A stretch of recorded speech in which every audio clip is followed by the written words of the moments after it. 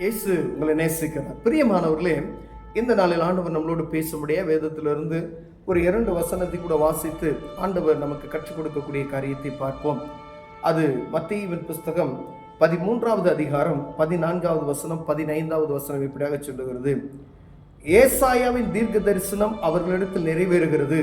அதாவது, காதார கேட்டும் உணராதிருப்பீர்கள், கண்ணார கண்டும் அறியாதிருப்பீர்கள்.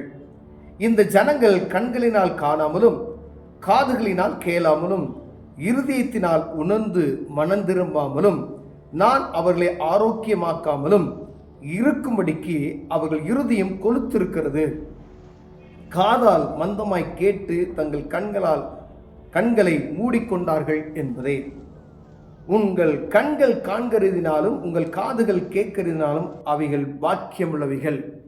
பிரியமானவர்களே, நாம் கண் பார்க்கிறது நிமித்தமாய் காது கேட்கிறவர்கள் பாக்கியவான்களாய் இருக்கிறீர்கள் என்று கடைசி வசனம் முடிக்கிறார். ஏசாயா தீர்க்கதரிசி உரைத்த தீர்க்க தரிசனம் கிறிஸ்துவின் காலத்தில் நிறைவேறுகிறது என்று எழுதி அவர் ஆண்டவராய் இயேசு கிறிஸ்து போதிக்கும் பொழுது இந்த போதனையை, இந்த வார்த்தையை சொல்லுகிறார். பிரியம், ஏசாயா தீர்க்கதரிசி சொன்ன அந்த தீர்க்க தரிசனம் நிறைவேறி கொண்டிருக்கிறது என்று.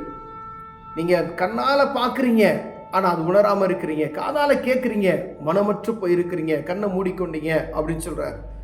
பாருங்க, சத்தியம் எங்கும் பிரசங்கிக்கப்படுகிறது. சத்தியத்தை அறிவீர்கள், சத்தியம் உங்களை விடுதலையாக்கும் என்று வசனம் சொல்லப்படுகிறது. இதற்காக தான் சத்தியத்தை அறிந்து கொள்ளும்படியே தான் எங்கு பிரசங்கிக்கப்படுகிறது. பிரியமானவர்களே, ஆண்டவர் சொல்கிறார், மேல ஒரு திராட்சை விதையை விதைக்கக்கூடிய ஒரு ஓமையை பற்றியான காரியங்களை சொல்லிவிட்டு ஆண்டவர் இந்த காரியத்தை சொல்லுகிறது நாம் பார்க்க முடிகிறது. பிரியமான, நல்ல நிலத்தில் விழுந்தது, முள் நிலத்தில் விழுந்தது, கற்பாறையின் மேலே விழுந்தது. அப்போ ஒவ்வொரு இடத்துல விழுந்த விதைகள் எப்படி நமக்கு பலன் தந்தது என்று நாம் பார்த்தோம் கடைசி நாட்களில். ஆனால் ஆண்டவர் சொல்லுகிறார், கண்ணிருந்தும் காணாமல் காதிருந்தும் கேளாமல் இருக்கிறீர்களே, உணராமல் இருக்கிறீர்களே என்று சொல்லி ஆலயத்துக்கு கடந்து சொல்லுகிறோம். அங்கு பேசப்படுகிற வார்த்தைகள் நமக்கு என்ன செய்யப்படுகிறது, போதிக்கப்படுகிறது. சத்தியத்தை பற்றி அவங்க சொல்றாங்க. ஒவ்வொரு சர்ச்சிலையும் ஆண்டவரை பற்றி நம்ம பேசுகிறதை நாம் கேட்கிறோம். ஆனால் அந்த காதாரை கேட்டுவிட்டு, அதாவது பாருங்க, இந்த ஜனங்கள் கண்களினால் காணாமலும் காதுகளினால் கேளாமலும், கண்களினால் காணாமலும் நம்ம பார்க்கிறோம் ஒரு காரியத்தை, அற்புதம் நடக்கிறது. இது யாரால நடந்தது? ஆண்டவருடைய நாம மகிமைக்காய் நடக்கிறது, ஆண்டவருடைய நாமத்தினால் நடக்கிறது என்று எனக்கு தெரியும். அதை பார்க்கிறோம், நமக்கு தெரியும். ஆனால் பார்த்தும் அதை பார்க்காதது போல நாம் இருக்கிறோம். காதுகளினால் கேட்கிறோம், வசனங்களை கேட்கிறோம். எத்தனையோ வசனங்கள், எவ்வளவோ பிரசங்கங்கள், எங்கும் ஆண்டவருடைய வார்த்தை பிரசங்கிக்கப்பட்டு கொண்டே இருக்கிறது. ஏன் அப்படின்னா, காலம் கடைசியாய் மாறிவிட்டது. இது எந்த நேரத்திலையும் ஆண்டவருடைய வருகை இருக்கலாம். அதற்கான அடையாளங்கள் எங்கும் சொல்லப்பட்டு இருக்கிறது என்று ஆண்டவர் சொல்லி இருக்கிறார். அது எங்கும் நம்ம உலகம் எங்கும் சுற்றி பார்க்கும் பொழுது எங்கும் யுத்தம் நடந்து கொண்டிருக்கிறது. யுத்தத்தின் செய்திகள் கேட்டுக்கொண்டிருக்கிறோம். பஞ்சங்கள் உண்டாகி கொண்டிருக்கிறது, எல்லா தட்டுப்பாடுகள் உண்டாகி கொண்டிருக்கிறது.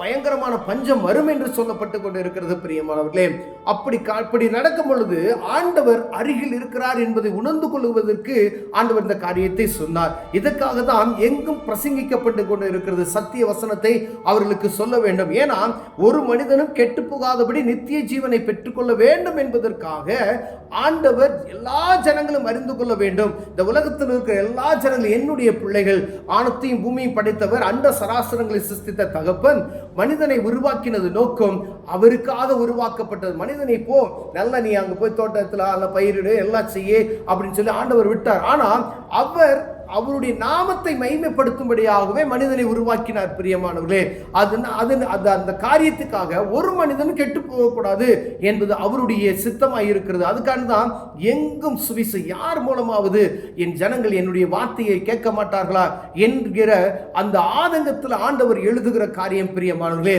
காதார நீங்க கேட்குறீங்க, எங்கேயோ ஒரு சத்தம் கேட்கிறது, இயேசுவை நேசிக்கிறார், பாவங்கள் இயேசு கிறிஸ்து மன்னித்து விட்டார் என்ற சத்தம் நமக்கு கேட்கிறது. காதாரை கேட்கிறோம், அப்படியே என்ன செஞ்சிரோம்னா அதை அப்படியே மந்தமாய் விட்டு போகிறோம். ஐயா, அநேக நேரங்களில் இயேசு கிறிஸ்துவின் நாமத்தினால் அற்புதங்களை நடக்கிறதை நான் பார்க்கிறோம், டிவியில பார்க்குறீங்க. ஆனால் குறைதான் பேசுகிறோம் மொழிய, ஆனால் அதை குறித்ததான உணர்வு, இயேசு கிறிஸ்து பூமியில் இருந்து மனுரூபமாய் வந்து அநேக ஜனங்களுக்கு மரித்த மரித்தவனை உயிரோடு எழுப்பினார், செவிடர்கள் கேட்க செய்தார், முடவர்கள் நடந்தார்கள், பயங்கரமான வியாதிகள் அகன்று போனது, பிசாசுகள் ஓடினது, எல்லாவற்றையும் நாம் கேட்டு இருக்கிறோம், வாசித்து இருக்கிறோம். ஆனால் அதை கண்களால் பார்த்து இருக்கிறோம். பார்த்தும் ஒரு உணர்வற்ற சூழ்நிலையில் இருக்கிறோமே என்பதை அங்கு உரைக்கப்படுகிறது. ஏசாயா தீர்க்கதரிசி சொல்லுகிற காலத்தில் சொல்லப்பட்ட அந்த காரியம் நீங்க பார்க்குறீங்க, கேட்குறீங்க, ஆனால் உணர்வற்று போய் இருக்கிறீங்களே அப்படின்னு சொல்லப்படுகிற அந்த காரியத்தை நம்மோடு இடைப்படுகிறார் பிரியமானவரே. இந்த ஜனங்கள் கண்களினால் காணாமலும் காதுகளினால் கேளாமலும் இருதயத்தில் உணர்ந்து மனந்திரும்பாமலும் நான் அவர்களை ஆரோக்கியமாக்காமலும் இருக்கும்படிக்கு. பார்க்குறீங்க, எல்லாம் செய்றீங்க, ஆனால் இருதயத்தில் உணர்ந்து மனம் திரும்பாமல், இதெல்லாம் இருதயத்தில் இது ஆண்டவருடைய காரியம் என்ற உணர்வு நமக்குள்ள இல்லாம மனம் திரும்பாம இருக்கிறோம். பாவத்திலிருந்து வெளியே வர முடியல. பாவத்தை போக்குவது ஆண்டவருடைய வல்லமை என்பதை நம்ம அறிந்திருக்கிறோம். ஆனா அதை விட்டு வெளியே வருவதற்கு, மனம் மாறுவதற்கு எனக்கு உதவி எந்த ஒரு காரியம் செய்ய முயற்சி எடுப்பது கிடையாது என்கிறதை நான் புரிய முடிகிறது பிரியமானவர்களே. அந்த நம்ம மனம் மாறணும் அப்படின்னு சொன்னா நான் முயற்சி செய்யணும். காதார கேட்கிற அந்த வசனங்கள் எனக்குள்ள கிரியச்சின்னா நான் ஒருபடி எடுத்து வைக்கணும். அந்த பாவத்தை விட்டு நான் வெளியே வருவதற்கு ஆசை இருக்கணும். இந்த காரியத்தை செய்யாதுன்னு சொல்லி ஆண்டவர் சொல்லி இருக்கிறாரு. போதகம் பண்ணுகிறாரு, இது பாவம், இதை செய்யக்கூடாதுன்னு சொல்லி அது எனக்கு தெரிகிறது, இந்த காரியத்தை நான் செய்கிறேன் என்று அதை விட்டு விலகுவதற்கு என் இருதயம் ஒரு துளி இடம் கொடுக்குமேயானால் ஆண்டவர் கிரியை செய்ய வல்லமையுள்ளவர் இருக்கிறார். அதை விட்டு எனக்கு மனமே இல்லை அப்படின்னு சொல்லி காதில் கேட்காதபடி அப்படியே மந்த செவிட்டு விரியன்களே அப்படி சொல்றாரு. பார்த்தீங்களா, என்ன நடந்தாலும் அப்படியே இருக்கும் அப்படின்ற ஒரு காரியத்தில் நம்ம இருப்போமேயானால் அப்படித்தான் ஆண்டவர் சொல்றார். அப்படிப்பட்டதான் மனம் திரும்பாமலும் நான் அவர்களை ஆரோக்கியமாக்காமலும், மனம் திரும்பாமலும் நான் அவர்களை ஆரோக்கியமாக்காமலும்.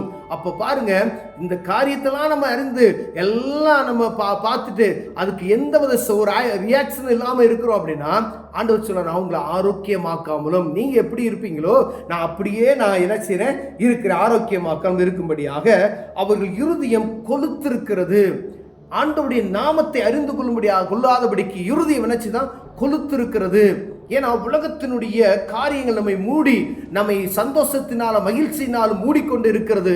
தெய்வத்தை பற்றி நாம் அறிந்து கொள்ளப்படாதபடிக்கு நம்முடைய காரியங்கள் என்ன கொளுத்திருக்கிறது என்று வேதம் சொல்லுகிறது. ஆண்டவர் தான் சொல்றாரு, உங்களுடைய இருதயம் என்ன செய்கிறது, கொளுத்திருக்கிறது அப்படின்னு சொல்றாரு. காதால மந்தமாய் கேட்டு தங்கள் கண்களை மூடிக்கொண்டார்கள். காதால மந்தமாய் கேட்டு கண்கள் என்ன செய்றாங்க, மூடிக்கொண்டார்களா? எதுக்கு அப்படின்னு சொல்லி. அப்போ உலக கவலைகளினாலே இருதயம் என்ன செய்யறாங்க, கொளுத்து போய் இருக்கிறது.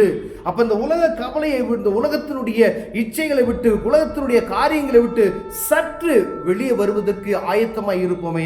ஆண்டவர் நம்மை ஆசீர்வதிக்கிறதுக்கு வல்லமையில இருக்கிறார் பிரியமானவர்களே. ஆசீர்வாதம் என்றால் பரலோக ராஜ்யத்துக்கு ஏற்ற காரியங்களை நாம் நடந்து கொள்கிறோமா என்பதை பார். உலகத்தினுடைய காரியங்கள் ஒரு ஆசீர்வாதம், ஆனா இன்மையிலும் மறுமையிலும் ஒரு ஆசீர்வாதம் அப்படின்னு சொன்னா இந்த தெய்வம் கொடுக்கிற ஆசீர்வாதம் பிரியமானவர்களே. அது நீங்க எப்படியாவது அறிந்து கொள்ளணும்னு சொல்லி தான் ஆண்டவர் இவ்வளவு பிரயாசப்படுகிற. ஏதாவது ஒரு வார்த்தை என் ஜனங்களுக்குள்ள போய் சேராதா? இதை கேட்கறாங்க, சேர்ச்சில் கேட்குறீங்க, அவ்வளவுதான் முடிஞ்சு அப்படியே வந்துடுறீங்க.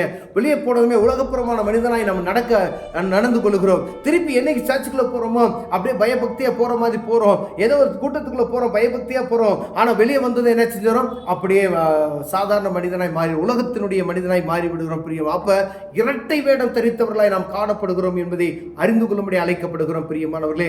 ஆனா ஆண்டவர் இங்கே சொல்லுகிறார், ஏசாயா தீர்க்க தரிசனம் உரைத்தது போல நான் சொல்றேன், அந்நாள சொல்லப்பட்ட அந்த காரியம் நான் உங்களை ஆரோக்கியமாக்கணும் அப்படின்னு சொன்னா என் வார்த்தைக்கு செவி கொடுத்து நடப்பீர்களானால், நீங்க பார்க்கிறதை உணர்ந்து ஆண்டவருக்கு பயந்து நடப்பீர்களானால் நான் உங்களை ஆசீர்வதிக்க வல்லமையில இருக்கிறேன் அப்படின்னு சொல்றார் பிரியமானவர்களே. கண்களை மூடுவோம். அன்பின் தகப்பனே, ஆண்டவரே, நாங்கள் கண்களால் பார்க்கிறோம், காதால கேட்கிறோம் ஆண்டவரே. அநேக நேரங்களில் எங்கள் இருதயம் நீங்கள் சொன்னது போல கொளுத்து இருக்கிறது ஆண்டவரே. ஆண்டவரே, உண்மை அறிகிற ஞானமும் நாங்கள் வேதம் வாசிக்கும் பொழுது வசனங்களும் ஆண்டவரே மற்ற சத்தத்தை நாங்கள் கேட்கும் பொழுது கர்த்தருடைய அந்த சத்தம் எங்களுக்கு தெளிவு உண்டாக்க எங்களுக்கு உதவி செய்வீராக நாங்கள் ஜெபிக்கிறோம். தாழ்த்தி அர்ப்பணிக்கிறோம் இயேசுவின் நாமத்தில் பிதாவே, ஆமென்.